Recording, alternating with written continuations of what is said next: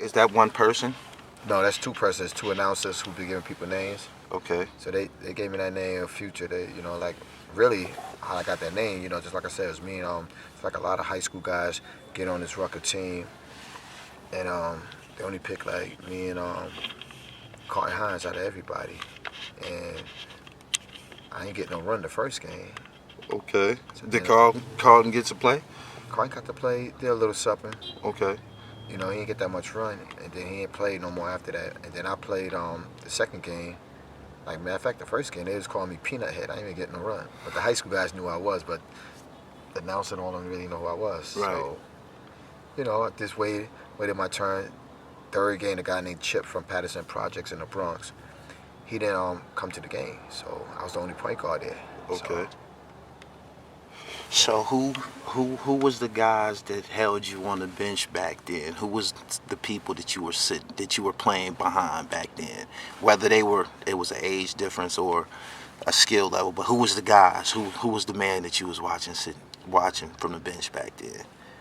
Guys I was watching playing back in the days that I used to go watch, when they played with me.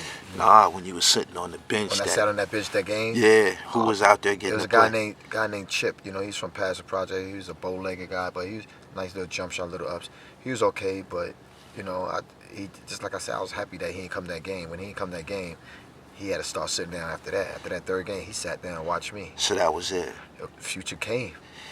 You was already doing the crosses and the hezzies and shit like that back then? I was doing stuff that people never seen before the Rucker. I was playing AAU ball, and I wasn't really dancing with the ball. I just did that for the commercials to make money because Greg at Rucker was telling me, yo, the score, is getting boring at the game. So he said, yo, Future, yo, put on a show, whatever. But before Greg even told me I was doing it, so when he started seeing me do it, he said, yo, the game is getting boring out, people about to leave. Yo, do something crazy, throwing the music. So they throwing the music on, and I was just doing stuff they never seen before. Right. The guy on the mic was like, yo, he doing stuff that gonna be in the NBA in the future, and that name just kept rocking me. No doubt. Tell me about the process taken to produce the documentary on Hollow Ground. How did they contact you? Why were you selected? The whole thing. The Hollow Ground thing was really about our basketball team at the Rucker Park with Puff Daddy with the name Bad Boy Team, and I was down with the team to play against Puff and just like I said, when Puff, I used to curse Puff Daddy out when I used to play against him. You ain't shit, Puff. Like, fuck y'all, whatever. You know what I mean? He knew who I was rolling with. I had a bunch of strong people with me, and then one day, Mousy said, yo, I want you to play with us, man. You getting 30 or 40. We need to win a championship because we can't get to a chip. So I ended up playing with Bad Boys. And then they wanted, these guys from L.A., two twin brothers, they wanted to do a movie called Hollow Ground. And our team happened to be there. And me, Main Event, and Half Man was like the main attraction with Puff Daddy in the movie. So it blew up, and it helped me because a lot of people thought I was 6'5" guy. They didn't know I was 5'11". You just fucked me up when I seen you in person. I'm like, this nigga made all that fucking noise, and you a little nigga. I expected you to be like 6'5" for some reason. Yeah. Is that happens a lot? People expect you to be tall, a giant. Yeah, I mean, they never, like, a lot of people heard of the Future, like when I used to go to North Carolina and stuff like that, DC, even when I went to Philly, play against Aon, they thought I was some 6'2", 6'3" guard, but I was only a 5'11" guard, slim but play strong and don't give a fuck who I'm checking or who I'm going against. Okay. And what year was Hollow Ground produced? I can't remember the top of my head, but I think it was like late 90s. I think it was a while, but it was a while ago. How long was production? Production doing that? It wasn't that long because they put it out quick because it was a special for TNT on the TV show. So it wasn't that long. It happened in the summer, and it didn't even take that long. Did you expect it to make the impact that it made? I mean, I knew that by them following me and calling me every day and just wanting to be around me, I said I know I was going to be something special in it, and then I didn't get paid for it. I was about to say that you got the same face that artists have when I'm talking to them about a project that they weren't properly compensated for. I see it all in your face. Yeah. So do you attribute that to you being young at the time, or not knowing to the extent that they were gonna market your talent? Well, at that time, I was playing with these guys out here who's getting money, so I was getting money regardless because of playing ball. And then I was doing Nike commercials, so I was getting checks, so I was getting money for different things that it didn't matter to me. And I said, I'm not gonna let these people use me. I'm gonna use them. So by me doing that movie for free and everything, they gave me a little something on the low, but not to put it out there, but it was real low. But I said I'm gonna use that to let people see who the future is, Right. and then I'm gonna start booking games everywhere. Right. And it Worked. worked. Where were you at when you was dribbling the ball on the steps, man? I had never seen nobody even attempt no shit like that. I think it took me down to Central Park, some area, and they just gave me the ball. They said, "Yo, do some dribbling with the ball." So they was like, "Wow, we like that. You don't have to." I didn't have to do a replay on that. I just did it one time, and it Was you was going amazing. down the steps or up the steps? I was going down the steps. That shit was crazy. That shit was crazy, Yeah. yo. One take. One take. Mostly everything I do is like a one take. They say just be yourself, be real. So Right.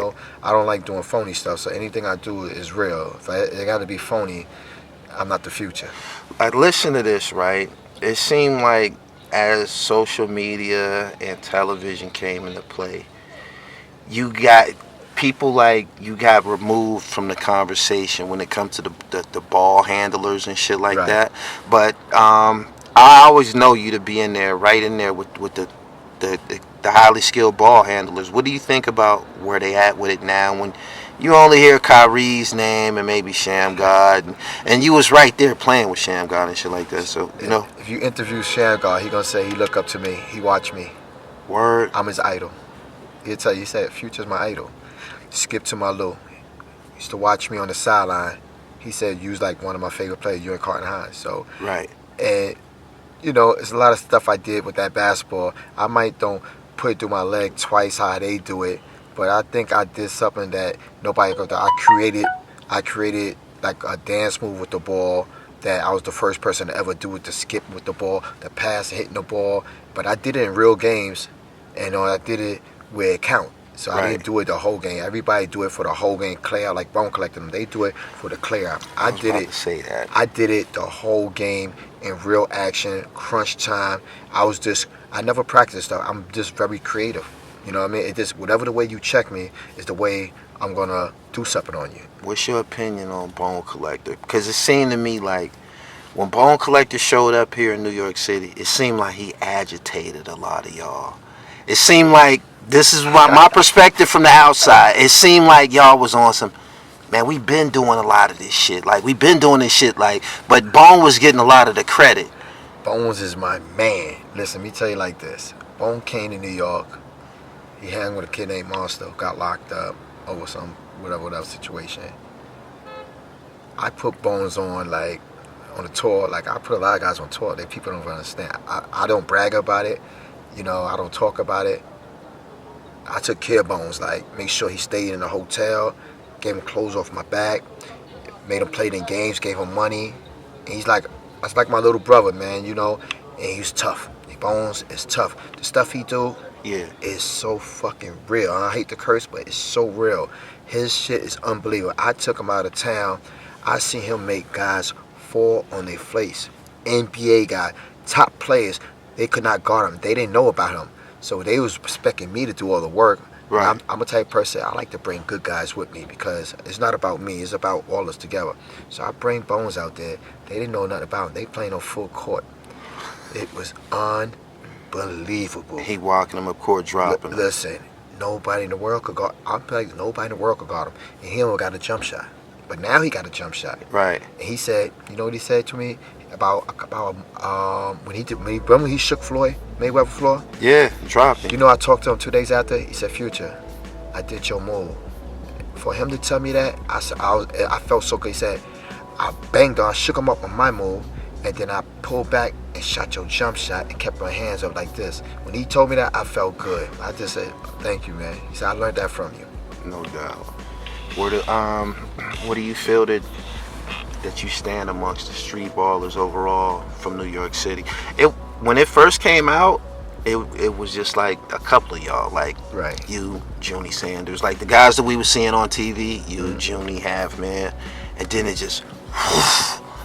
How do you, where you feel you stand, man, up amongst that whole movement?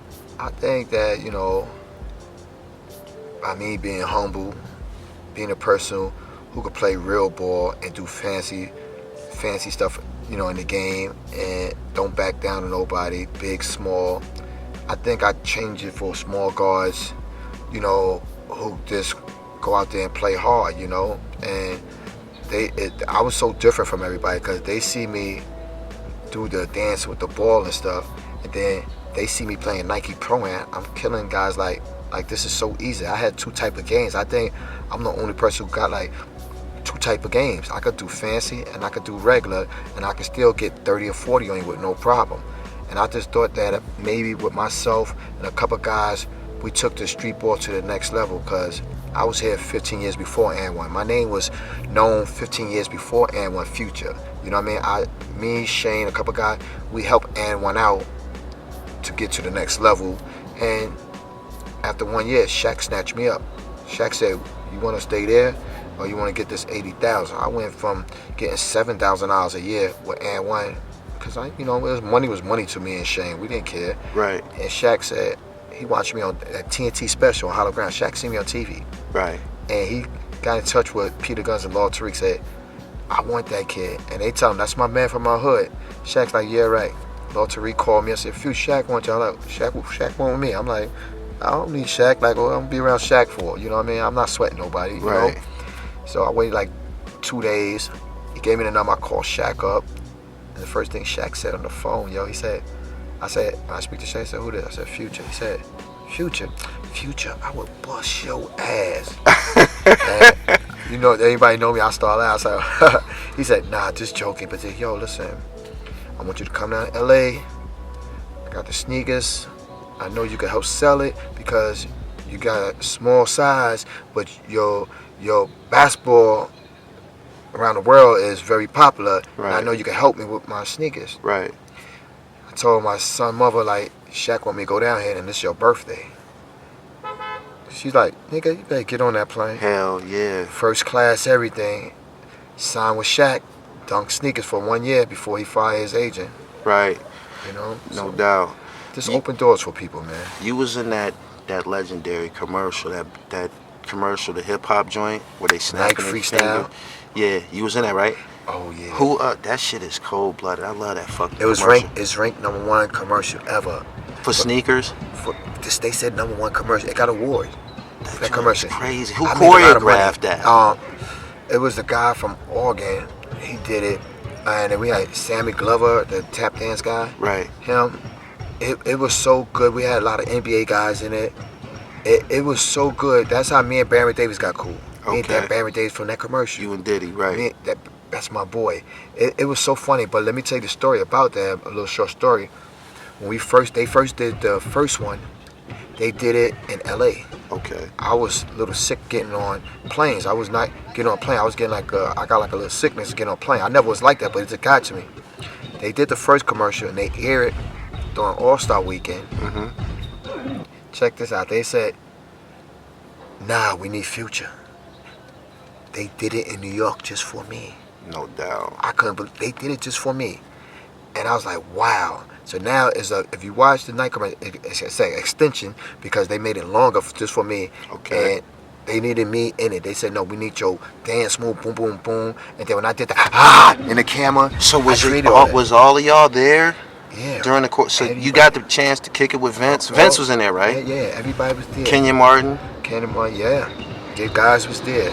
But Baron Davis was my boy. You know, a couple of the lady ball players, they was there. But just for them to come to New York and have me part of that, they like, "No, we need you." Right. So that was really big to me. And we made a lot of money.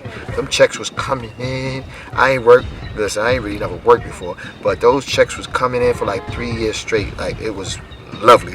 Did you ever feel, or did it ever become apparent to you that you would be able to make a living as a basketball player without actually going to the NBA. Like now, you got the AAU training, you got the youth sports, you got ways of marketing merchandise on the internet, on Instagram, and it's all different packages that you can use your basketball expertise to get money. Did you ever feel that it would be this way? But the social media wasn't big like that until now, you know what I mean? So back then, I was always on the grind and making money. Whatever way I had to do it, if it was in the streets, I did what I had to do to survive.